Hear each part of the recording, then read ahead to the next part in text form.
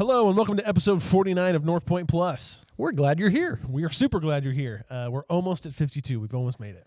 Almost made it a full year. It's funny to think back to the time when we had the conversation to say, I think we should do this. I think it's a good idea. Yeah. We'll just try. Will it work? We'll just try it for a month. That's right. See how it goes. That's right. And here we are, a month later. It's exploded. We're viral. We're viral now.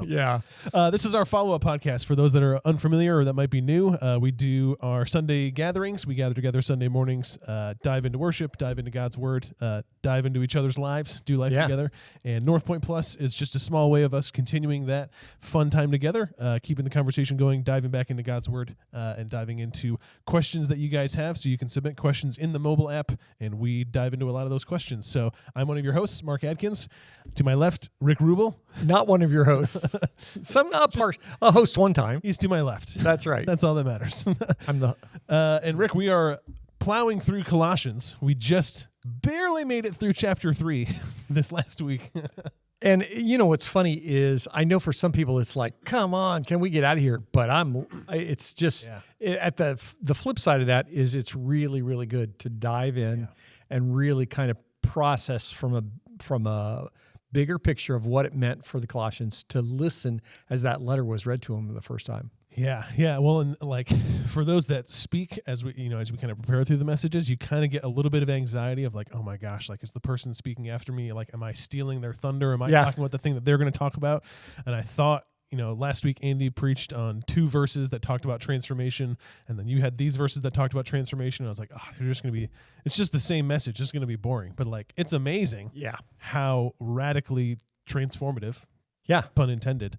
God's Word can be. Well, and we tend, when we talk about Scripture, we often tend to talk about a verse or two in a particular letter that deals with a specific topic, and we don't typically think, a letter like Colossians was, when it was taken to the church, they brought everybody together, moms, dads, kids, and began to read that letter from Paul that they knew and loved, and listened as the whole letter was read to them.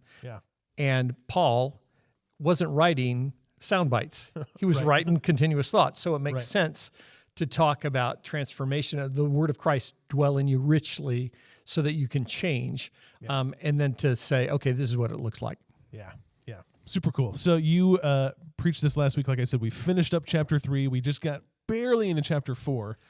So what are kind of like the spark notes from this last week? I'll get there in a second, but I didn't say this in the message, and I want to say it. It's this is a great example to let people know that the book chapters and verses are not sacred. Yes. They were done by somebody who was trying to make sense of everything, and they did it for whatever reasons that they did it. And this is one of those examples where it's like, what were you thinking? Because it's so clearly, verse 1 of chapter 4 goes with chapter 3, not with the rest of chapter 4. But it's, for those that are unfamiliar, before we had chapter and verse markers in the Bible, you just had a bunch of text. Yeah. So if Rick gets up and preaches and he says, hey, I'm going to be in Colossians, I need you to go to, it's like the 15th paragraph, the 14th line, second column. Like that's how you used to identify where it was. So now we have chapters and verses, so it's a lot easier to say Colossians 3. We're going to be in Colossians 3:18. You can find that really quick. But you have examples where they add in chapter and verse markers where they make no sense to divide up. So my takeaway is when I write Deb a really long email, I'll put chapter 1. Perfect. And write out each sentence as a verse. Not the really. Most spiritual way to write. That's absolutely. So here's the big picture in terms of where we were Sunday. It really is this whole idea that that the word of Christ in us transforms us, and that gets played out into all kinds of relationships, into instruction for wives, for husbands, for parents, for children, for slaves and masters, and in our context, that really is employees and employers. Yeah. How was that for a quick... It's a great elevator pitch. Yeah. So if you didn't have a chance to watch the message, if you were out of town or you weren't able to watch online, go back and watch that. It's really, really good. You might think like, oh, I don't really fit into one of those categories anymore. Like, my kids are out of the house or I'm single or whatever it might be. But man, like there's really, really good stuff in that passage, regardless of your life stage, which we're going to dive into. Yeah.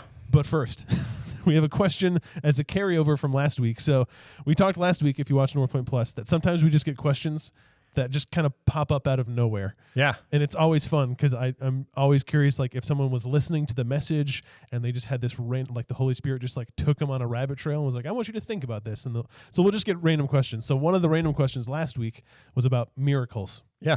Why don't we see miracles today like we see recorded in the Old Testament and the New Testament? So Andy and I had a discussion on that. So we had a question come in that said they loved the bonus conversation about miracles last week with Andy. The answer seemed a little different than what Rick has taught in the past. Can Rick weigh in on this same question? Yeah, I actually listen to the podcast. I try and do that when I'm not the person on the podcast. And it was a great conversation. Yeah. I have kind of a different perspective in that I feel really strongly about using the word miracle only to describe things that are supernatural events. Yeah. So if anything can be explained naturally or as the providence of God, there's a difference between providence and miracle. Sure. Providence is God working through natural means to accomplish His will. So, I would say the birth of grace.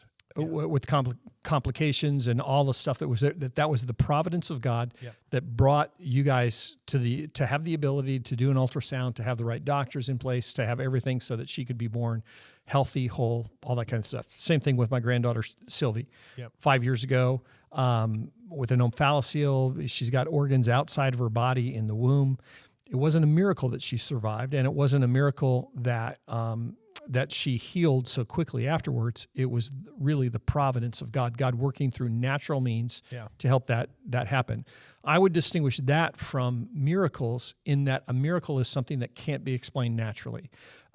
So when the nation of Israel crossed through the Red Sea and the waters parted and they walked through on dry land, there is no...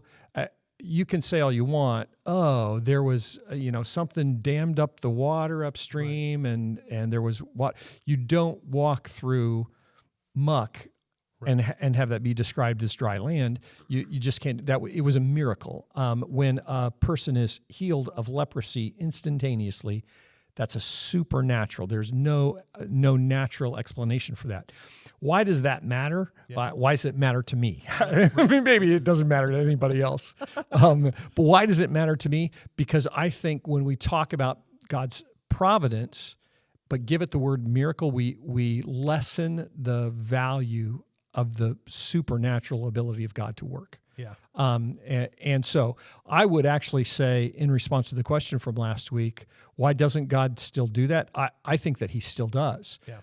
I think when you look at Scripture, that miracles were done typically to prove the role of the person who was speaking or who was there, for God to say, listen to this person, they have credibility. And so miracles, when Jesus healed, it gave Him credibility to be able to feed 5,000 people with five loaves and 2 fish. Yeah. To heal people instantly, to cast out demons, to do all those things supernaturally.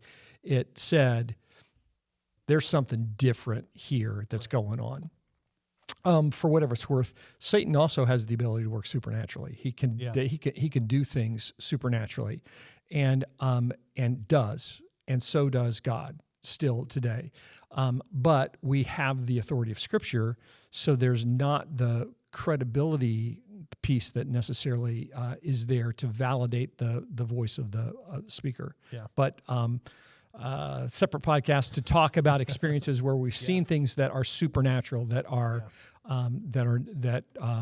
not providence, but really are miracles. So they're supernatural kind of things that say there's no way that this could have happened except by the hand of God. Yeah. Yeah. So, No, that's great. That's great. Good question. Thanks. Good to have clarity. And like you said, maybe that'll be another podcast that we'll add that in somewhere. We'll talk about that. We could do on the Northpointe Conversations. Conversations at Northpointe. Yeah, there we go. Well, speaking of that, we put out a recent video kind of as a way to circle back to our conversation on abortion and reproductive rights and freedoms and biblical perspectives on that. So that went out last week. So if you haven't had a chance to watch that, it's just under an hour and a half. Oh, was it that long? It's an hour 20. It was a long conversation. So feel free to break that up over multiple commutes to and from work. But man, they're such a good conversation. Rick and I kind of came back together after having different conversations with different people and kind of brought in a bunch of different input and tackled a bunch of different questions that I think are really relevant to the church, really relevant to our church. And man, it's just hopefully encouraging to you as well to kind of dive into those conversations. Yeah. So be on the lookout for that. Go check that out too after you watch this podcast, of course. All right. Of course.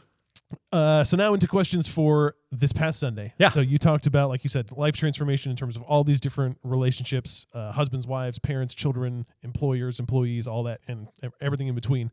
So we got some questions dealing with that. Yeah. So the first one, when will this is from the Circus Ringmaster. I don't know who that is. Thank you, Circus Ringmaster, for writing in. I assumed it was some sort of inside joke. I don't know. It's too inside for either of us to figure out. Question from the Circus Ringmaster. When will the Ruble parenting book be published? That's a great question. Maybe that's a retirement project or sabbatical project sometime. There we go. We'll figure that out. But I wanted to have that question go first because you mentioned in your message that you have all these notes about parenting and relationship with children that you didn't have time to really get to unless we wanted to do a 2-hour message, which some people might vote for. Second service, that might work easier than first service, but the children's workers probably would not be fans. Yes. So let's use this question about the Ruble parenting book. Yeah. What are some of the notes on the Ruble parenting book that didn't make it in? Well, one of the things that I really kind of wanted to flesh out, I just kind of mentioned that that there are different phases that happen in parenting. And I may have hit on these in other messages in the past. But when your child is little, like with Grace, at this point in time, you and Julie are Grace's moral conscience. Right. You help her understand what's right and what's wrong. Right now, we're teaching her don't touch outlets. It's a real problem. and she needs to know that. Yeah, and along with that, some sense of healthy understanding of what obedience looks like. Right, a call to obedience. So as a child, especially when they're young, the parents are their moral conscience. So you have to put money in the bank, in their moral conscience bank, to help them understand so that as they get older and you're not there to tell them, no, don't do that, that they have a moral warehouse, if you will, that they can walk up and down the rows and think, okay, what do I do in this situation when I'm out with my cousin and my cousin wants to do X, Y, Z? You have to feed enough into them as they're growing up to help them be able to make wise choices as they get older, not even just into their preteen years, but into their teen years and then into their adult years. And that demands a different kind of parenting. Yeah. One of the things I think over the years that I've seen is that this conversation was all in the context of what embitters a child is a child, a teenager, that the parents are still parenting them like they're 10 or 11.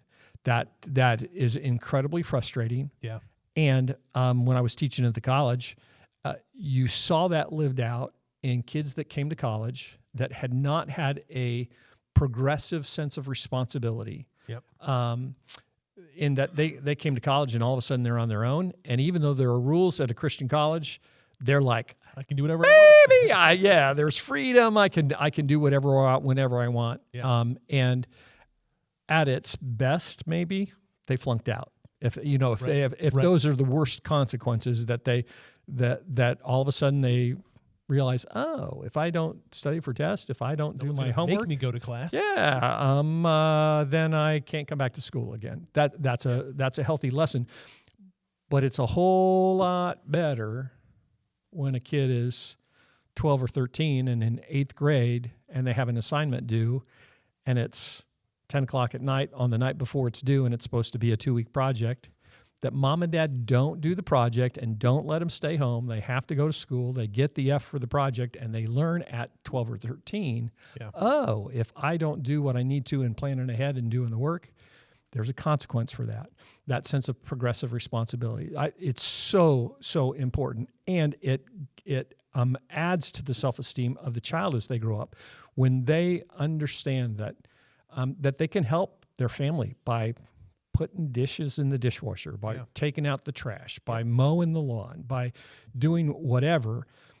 In our culture, society or media or whatever has made parents feel bad for teaching their kids to do stuff, which is crazy because they need that to develop. And without that development, they really do get insecure. They can get bitter with mom and dad. Yeah. I saw this as a professor in college, that they can get angry when they are finally held accountable. Sure. Because they've never been, because mom and dad have always spared them of the consequences. Right. The story I probably have told a number of times. The first year I taught, I had a parent come in after I had taught this class, and the kid hadn't done the work, and they failed the class. And the parent came to the college to talk to me, to ask me to change the grade for the student because it was going to impact their financial aid and their ability to come back to school and all that kind of stuff. And it was like, I was dumbfounded. This is an 18-year-old adult that could be serving the country, could be fighting a war, and you want me to change their grade because they didn't do the work. Yikes. But they were someone who had never had, they had never experienced accountability for the choices that they made. So that's a really important piece that is there. And as parents, we've got to just be vigilant in thinking ahead. Okay, my child's 3 years old. What is it that they need to be learning at this point in time, and what do I need to be aware of? Yeah. Along with that, it was the last thing I said in the list of things that embitter a child. If we don't live out what we say we value and that we call our kids to, it creates this incredible disconnect that both lowers the respect that our kids have for us and causes churn in them. It causes them to be embittered. Yeah. So if you say you always have to tell the truth, and then you want your kids to lie for you for whatever reason, it just doesn't work. I actually think parenting is it's probably the hardest job to be consistent in your parenting, because you've got to be consistent when you're exhausted. And that's so hard. You had a quote that you told me last week, didn't you, about that somebody said to you about parenting? Was that you? Maybe I'm too exhausted to remember. That's right. Wasn't it you who told me that somebody had told them having kids is God's greatest tool to shape your holiness? That wasn't you. No, that's a great quote, though. Yeah, it was a conversation I had last week with somebody. If you're who it was, write it in the notes. Props to you. But it's really true, because when you look at your kids, you see the greatest qualities of mom and dad live down in them, and you see that magnified. Yep. And you see your weaknesses magnified horrifyingly in your kids, and it really does call us to holiness. And we're not ever going to be perfect, but we need to do everything that we can to be consistent. Well, and I think that's one of the points you brought up in your message yesterday is be consistent. And another point of not embittering your children is acknowledging and apologizing. Right. Because obviously you're not going to live the perfectly consistent life where you perfectly model every moral and every guidance that God gives, and you live that out perfectly as a parent. We know that. Yeah. Even though we aspire to that. But the lesson that you can teach your children is, hey, when I mess up, I'm going to be vulnerable and share that with you, because I don't want you to mess up. Like, I'm acknowledging that this is a mistake. I brought you into a situation that you weren't supposed to be in. I asked you to do something. I did something that I'm not supposed to do. And man, that builds a ton of trust with kids. Yeah. I can think back to specific conversations I've had with my parents where they had that moment with me where they apologized for making a mistake. And gosh, like the level of respect that I have for parents that can do that just skyrockets as a kid. Yeah, and if we can, let's dive into the question that we got that was about, okay, what do you do when what kind of tools do you have when your kids have information? Yeah. Someone submitted a question of how should a child communicate to their parents what frustrates them if it's within the bounds of the frustrations you mentioned in the message. So how we'll talk about this communication back and forth between parents and kids about all of this stuff that goes on. Yeah, here's the hard thing. Parents, you have to create some kind of signal that a child can give you that's like, oh, I need to pay attention to this. Yeah. That helps you take a step back from the moment. Because if you're saying, son, I told you the very first thing that you need to do when you come in is to bring the trash cans in. And they're saying, but dad, I told you, but dad, I told you, not knowing that their mom said, no, when you get home, the first thing that you've got to do is put your bike in the garage or your bike's going to get hit by a car that comes in the driveway. So the kids go on, an 8-year-old kid is saying, do I take the trash in or do I do the bike? And even though that sounds silly to us, sometimes as parents, we say, no, why'd you put your bike in the garage first? Because I told you to do the trash. So you've got to have some kind of signal where they can raise the flag. And it doesn't have to be this, but this is the tool that we used with our kids, and it just sounds goofy, but it worked for us. Yeah. They would say, may I appeal? It sounds like, I love that. it sounds like, Your Honor, may I appeal? Objection. Sustained. But the reason that we chose that was because it reinforced that mom and dad were still in charge. Yep. It wasn't an argument back and forth. And there were some times that we said, no, you can't. Sure. No, you can't. But may I appeal for us worked better than, Dad, I have more information. Can I give more information? Yeah. That could work too. But something like that, some language that you can teach them to say, hey, if ever you feel like we're not being fair, like we don't know everything, and that works up even into their teen years, because there are some times as parents with teenagers that we're sticklers. We say, curfew is 10 o'clock. You've got to be home by 10 o'clock.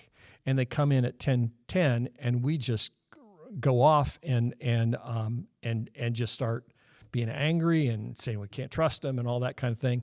And don't ever give them a chance to say, the reason that we're late is because there was a person who was bleeding and we had to take him to the hospital. Right. That's a pretty good reason to be late. Yes. Only to be 10 minutes late is pretty good. Yeah.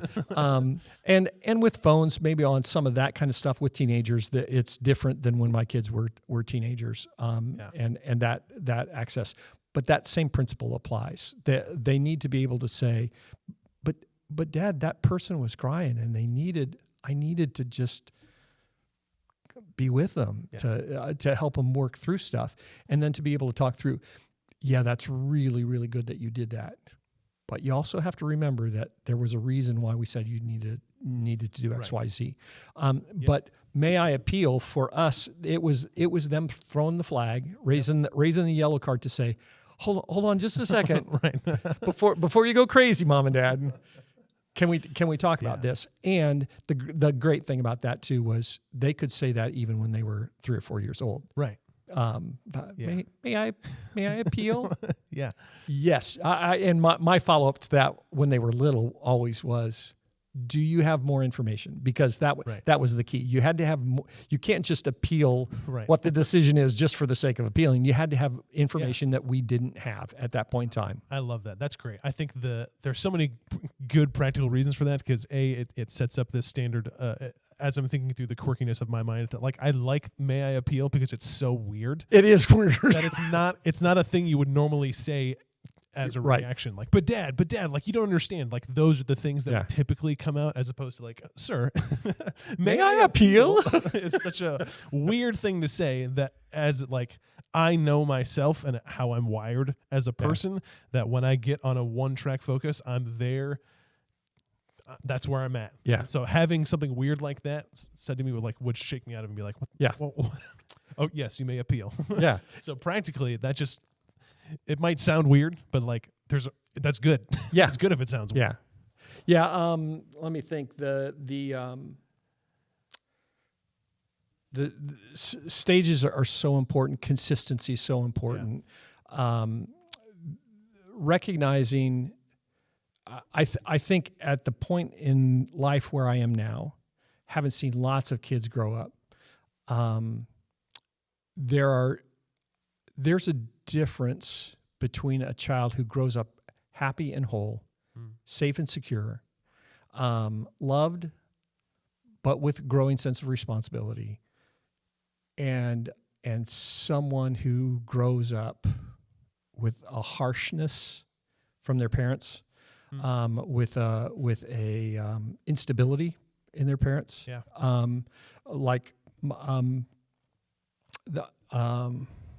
I think I can do this. I didn't ask Deb, but Deb would say one of the things that has been hardest for her in coming to adulthood, which is fun, coming into adulthood, we're in our 60s now, but she said she never knew when she came home she could do the exact same behavior when she came home, and at one point in time, her mom would just ignore it and not respond.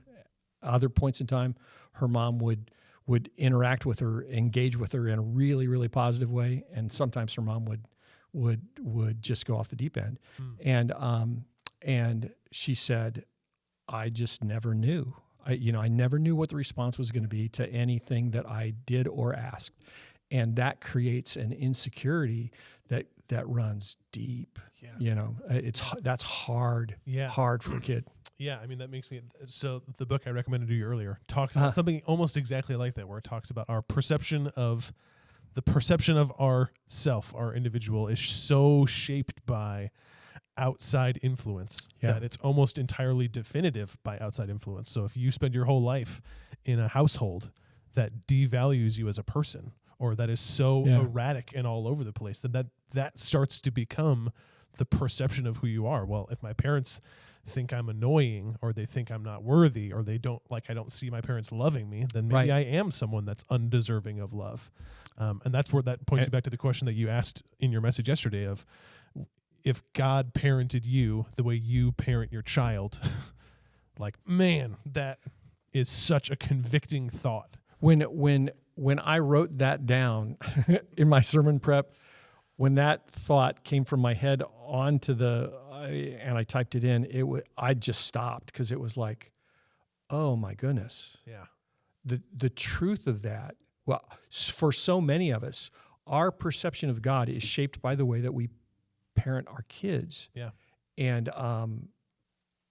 that truth, paired with something that I've talked about before, is just incredibly powerful. This is what I've talked about before. There was a real aha moment for me when the kids were little, where I was just really kind of overwhelmed with the reality that my kids' view of God was going to be shaped by my relationship with them. Yeah. So if I was loving and nurturing, they were going to have one picture of God. If I was distant and hostile, they were going to have a different picture of God. If I was scattered, they were going to have a different picture of God. Yep. If they grew up just feeling tremendously loved, they were going to have a different picture of God. And even in terms of discipline, how I disciplined shaped how they would perceive God. Yeah. Whether they perceived God as just, tempered with mercy, and grace, or or if I disciplined in anger, whether they would see God as just this angry God who's waiting to slap you around. Yeah. Well, that gets to one of the questions that was asked. One of the questions that came in was, if grace means unmerited favor, undeserved favor, how do we discipline our kids with grace? Wouldn't grace mean not disciplining them even when they deserve it? This is a great question, and I know we just did a group in the spring. Grace-based parenting. Yeah. And I didn't look at that material because I'm kind of out of that stage. Yeah. But I would say this: you can't. Grace has no substantive meaning without justice. Mercy has no substantive meaning without justice. So there has to be a clear sense of justice that happens in the home as you parent before you can ever introduce grace. Grace,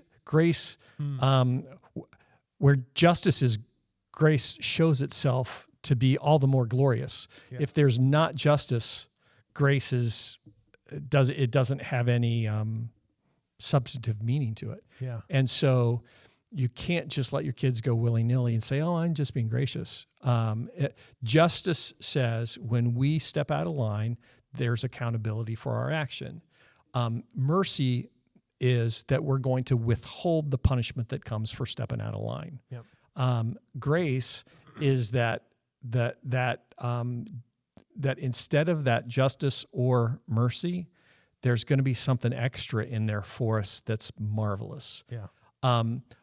You can't live on grace without a clear sense of justice. And so you can be gracious. You can have a spirit of grace even when you exact justice. Yeah. Even when you say, "No, here's the penalty for what you've done. You go and get a spanking or whatever." And I know lots of people culturally just go crazy about talking about spanking, but I think that I've preached before, which is probably what created the grace-based parenting class. I've preached before that I think that there's a biblical precedent for the importance of corporal punishment to teach, to help kids growing up, that there's consequence for the choices that they make. Yeah, well, I think in the context, like you were talking about, of different phases of parenting, I think consequences look different in different phases of parenting. So to use the example of the 12, 13, 14-year-old kid that had 2 weeks to work on a project the night before, didn't do it, a consequence of that is you get to go to school tomorrow and you get to get an F. Right. That is your consequence. Natural consequence. We're not going to go to the teacher and advocate for you because there's nothing to advocate for. We're not going to allow you to stay home saying you're sick. Right. So you get an extra day before you turn it in. Nope. Because you're not sick. You get to go and be embarrassed, and get your F, and come home and keep working on it. But that consequence might look different for a 3-year-old. Absolutely. Because, and this is, as I was thinking through this question, it's almost like there are things that a 2, 3, 4-year-old does that if they are allowed to continue in them, there really isn't a consequence for them necessarily unless a consequence is introduced. Right. So the consequence of a 3-year-old lying to you, there really is no natural consequence other than you feel your relationship breaking, and eventually, if left undealt with, if that justice isn't properly put into that place, delivered, that will hurt your relationship. But really, if the 3-year-old lies to you, what's the natural consequence? But there is a big consequence to lying. Yeah. There's a massive consequence to lying. Yeah. So again, like you were talking about earlier, your role as a parent in that young age is to show that lying is a big deal, even though you won't feel the natural consequence immediately after it, versus a 12-year-old, 13-year-old, 15-year-old that can enter into dangerous situations, unwise situations, fail homework, miss practice, do whatever, and can feel those natural consequences and can process what's happening. Right. But at that young age, that's where, you can have grace in that. I think a proper parenting, like you were talking about, is justice is a right and proper punishment. So not going above and beyond to over-punish for what's happening. Yes. Huge that should have been on my list. Over-punishment for the list of things that embitter kids. Sure. When you over-punish for something that, when there's too much punishment for the crime. Yeah. Yeah. Yeah, that's big. If I can talk about that, man, I feel like I really could start on the book thing. The recognizing the difference between willful disobedience and childish irresponsibility is a big, big deal. If you've got a 3-year-old at the table, 4-year-old at the table, and they knock over their glass of milk at the table, they're not being disobedient. They're just being a kid that are still trying to figure out where their arms and legs go, and motor function. Yeah, that's not something that you punish them for. However, if you say, "Mark, move your glass," and Mark goes, that's not childish irresponsibility. That's willful disobedience, and that needs to be dealt with at a completely different kind of level. Yeah. And we have to, as parents, what's so hard is we have to be in tune to what's going on with our kids to be able to pick up on those things. Yeah. And another piece in there that, all you young parents, I'll just talk to you, Mark. I'm a young parent. It's just so critical, I think, to teach your child to obey the first time. Yeah. Because while God does give grace, we will be held accountable for the choices that we make. Yep. And it's not like we get a do-over. And so it's so important. I believe it's so important with your kids to, when you give instructions the first time, to expect and demand them to obey the first time. And a great tool to use in that we picked up somewhere along the way was, like, I would say, "Leah, pick up your toys." And she would keep doing stuff, and I would say, "Leah, look at me, pick up your toys and say, 'Okay, Dad.'" And when they would say, "Okay, Dad," or "Okay, Mom," that connected, that it removed any question about whether this was childish irresponsibility or whether it was willful disobedience. Yeah. Clearly they heard, clearly they saw, they're just making a choice to not do it. And that then demands a very clear reaction, a very clear consequence for that choice that they're making, if we want to teach them that it's important to obey the first time. Yeah. And as a parent, you may be saying, what difference does it make if they obey the first time or if they obey 10 minutes later? I'll tell you the difference that it makes in you. Yeah. Your blood pressure over those 10 minutes will just continue to escalate, and you'll get more and more frustrated. One of the keys, I think, to a happy home with kids is first-time obedience. Just makes everything go lots easier. It takes lots of consistency. Yeah. Because if you go to sleep on that for any time at all, your kids know, oh, I don't really have to obey the first time. Right. I only have to obey when Dad gets crazy. Yep. Well, if we can kick it back to the first time, it makes all the difference in the world. Yeah. And again, maybe the tips and tricks come from having 6 kids. Sure. Because frankly, there are things that you can tolerate with one child or with 2 kids that can't exist with 6 kids. Yeah. Well, you bring up the question of, does it really matter if they don't obey the first time or the second time? And as we're talking about all this, it's interesting that we both have experience in higher education, because I think back to the college kids that I interact with, like my student workers that I had when I was in the university, and you can tell almost immediately when they're put into some environment of responsibility where they're on their own. You can just tell the kids that have been parented with, like you said, that progressive form of responsibility, where you're not going to have all the responsibility in the world when you're 12, but you can have some responsibility. Yeah. When you're 16, you can have a lot more responsibility. And by the time you're 18, you can have most of the responsibility when it comes to, especially living at college and things like that. And you can tell at a functional level the students that have been parented in that progressive form of responsibility and those that have been kicked in the deep end and are just thrashing around trying to figure out how to survive.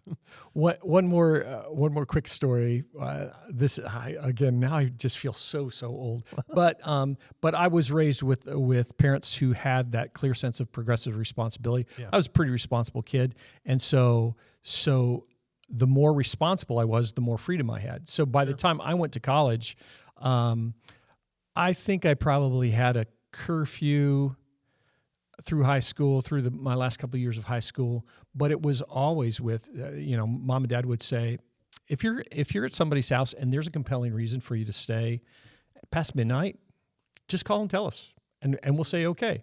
And so, it was not uncommon for me to call a little bit before 12 and say, hey, we're playing Risk. We're in the middle of a card game. It's going to be another half hour. Is that any big deal? And Mom and Dad say, no, go ahead, come back. Yep.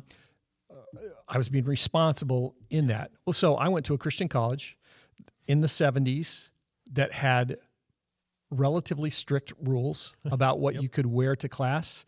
You had to be in the dorm at 10 o'clock on weeknights, at midnight on Friday, and maybe 1 o'clock. No, I think it was midnight on Friday, Saturday, Sunday, something like that. Okay. So I went from more freedom that had been earned to going into a place with more stringent rules. And for me, it was like, this is stupid. I've proved that I can. Right. I don't need to prove that, but I can do it. It wasn't that big a deal to do. I just thought, this is a foolish rule that's not really needed. But frankly, there were a whole lot of people that needed those rules. Yeah. That's good. Any other nuggets of wisdom for parenting before we move on? Nah, that's enough for now. That's enough. We'll save the rest for the book. That's enough of a tease for the Ruble parenting book. All right, we got a really good question. So you brought up a quote from a series that we did in November. You brought up the God's Design series, and the quote was, when God's your desire, you can trust his design. Yep. And we hammered that every single week when it came to that series. Love that phrase. Yeah, it's such a good phrase. We will attribute it to Jake Howard. Thanks, Jake. So the question comes in, God's design is trustworthy even when he isn't our desire. So can you trust his design even when God is not your desire?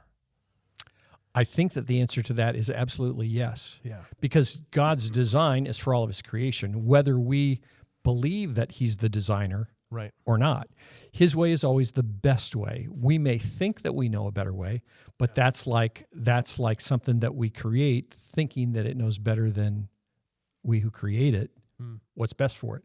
And so I actually would say people who don't have a relationship with God, but either intentionally or unintentionally live by God's truths, by God's principles, they implement them, their lives are way, way better because God's truth stands on its own. God knows what's best for us. Yeah. So for somebody who doesn't have a relationship with Jesus at all, doesn't necessarily believe in God very much at all, but chooses to not,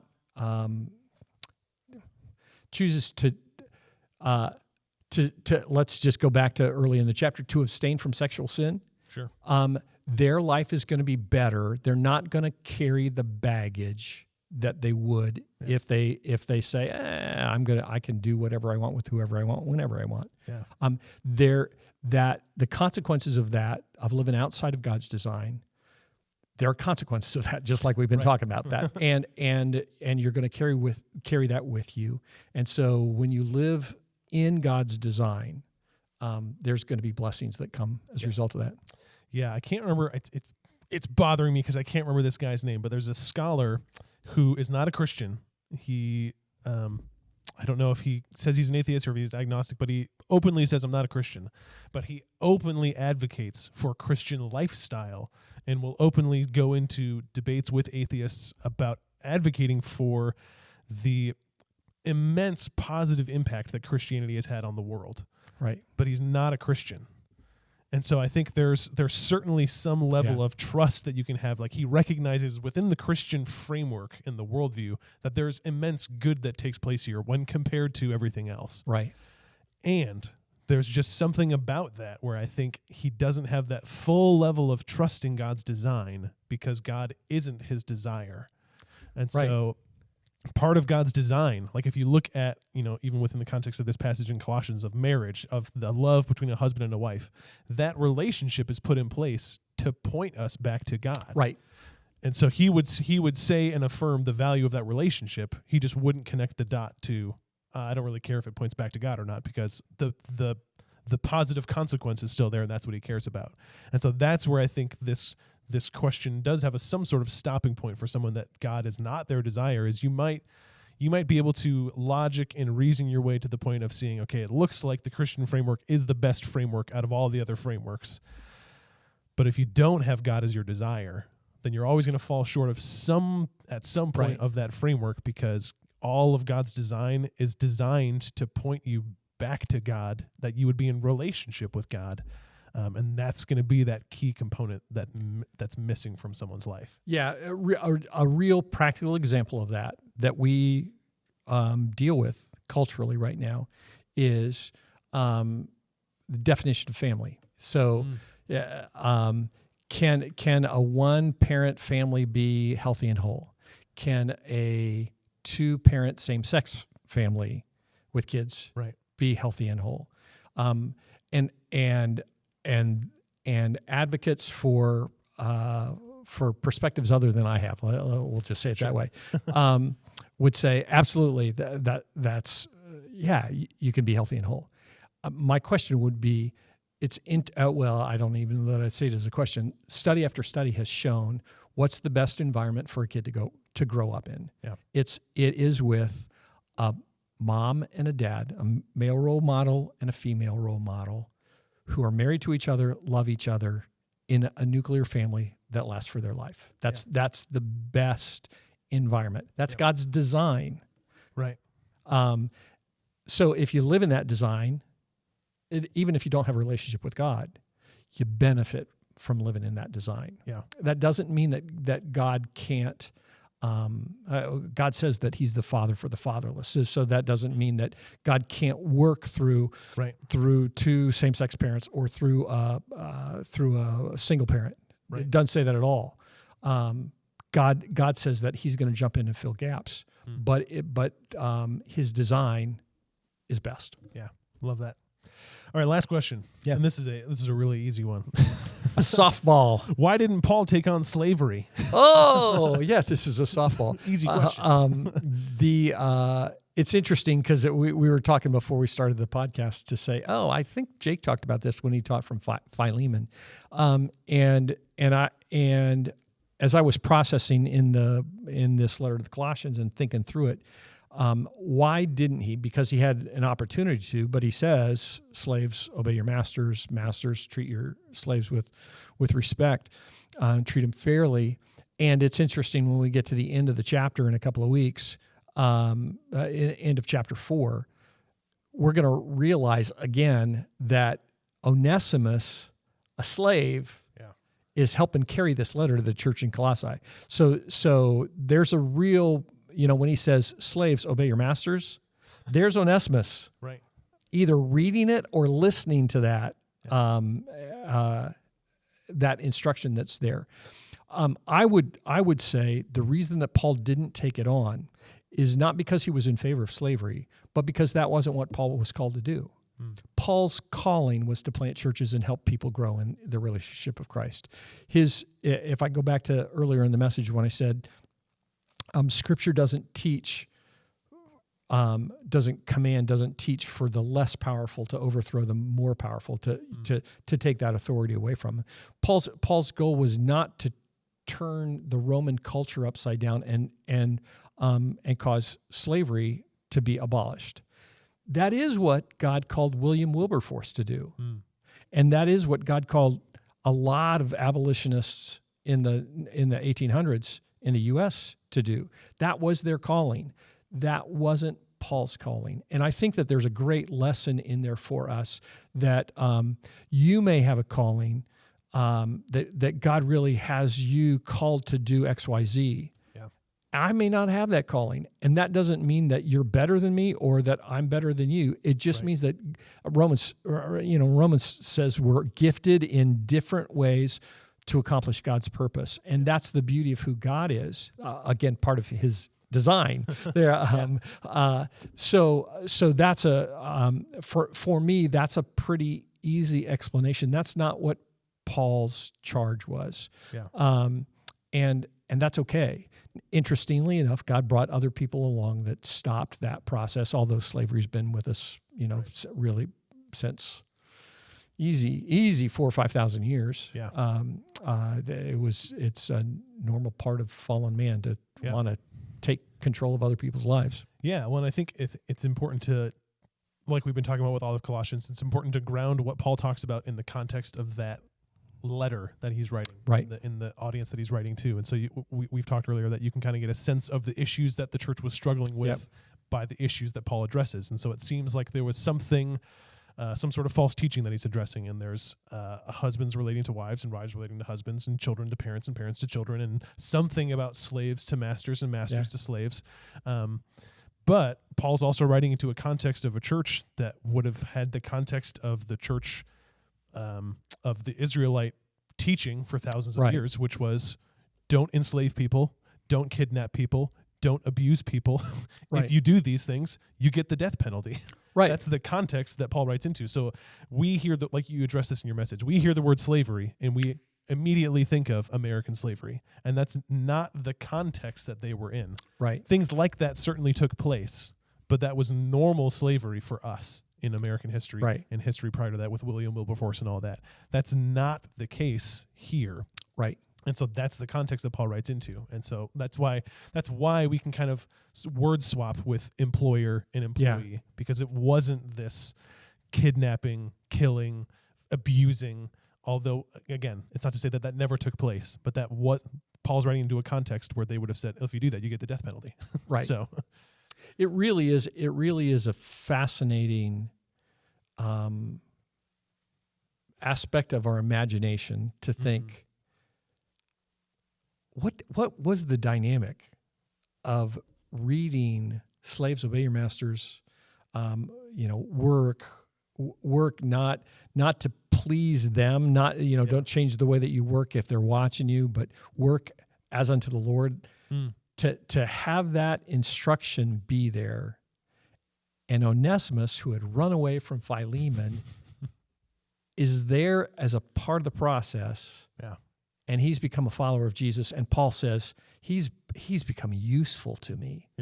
His value, that it's a really, really fascinating thing. And then when you read Philemon again, and Paul says to Philemon, man, accept him like a brother. Because he is. The value that was given to those who were enslaved because of Jesus is just crazy. And if I can, by the end of the message, I was running out of time.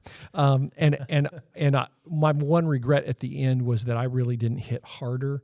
The challenge that's there in verse 4, in verse 1 of chapter 4, that if we're the boss, how important it is that we're looking out for the welfare of the people who work for us, that we're creating the right kind of environment, that we're giving them the right tools, that we're treating them fairly, which doesn't mean that you're still going to hold them accountable. You still have to get work done. You still have to do all that stuff, but it just means that you're going to be a boss that understands that your role, that you've been placed in your role by God, and that you're going to be answerable to Him for the choices that you make. It's so important. Heavy stuff. Yep. All right, that's all we have for questions. Is there anything you want to leave people with as we're entering into our last leg of Colossians? I will say it's funny because I've preached, talked about the whole wife submit to your husband thing lots of times over the years, and I don't know that I've ever been as convicted that submission is all about your heart, more than about your behavior, as I was in my prep for this week. Just as I studied, it was like, oh, this is not obedience. This is not just, I'm going to willfully comply with, I'm going to choose, I'm going to do what my husband wants. Yeah. Because that's what I'm supposed to do.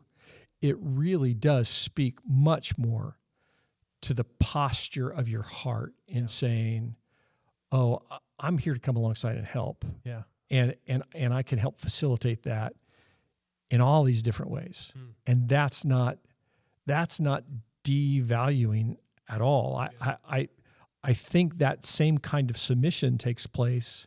I hope that takes place within our staff, that there's a sense of, oh, Rick or the elders have said this is the way that we're going to do. How do I help that? How do I help that happen? Yeah. Rather than running Lone Ranger. Yeah. And taking your own path, or saying, oh no, I know better.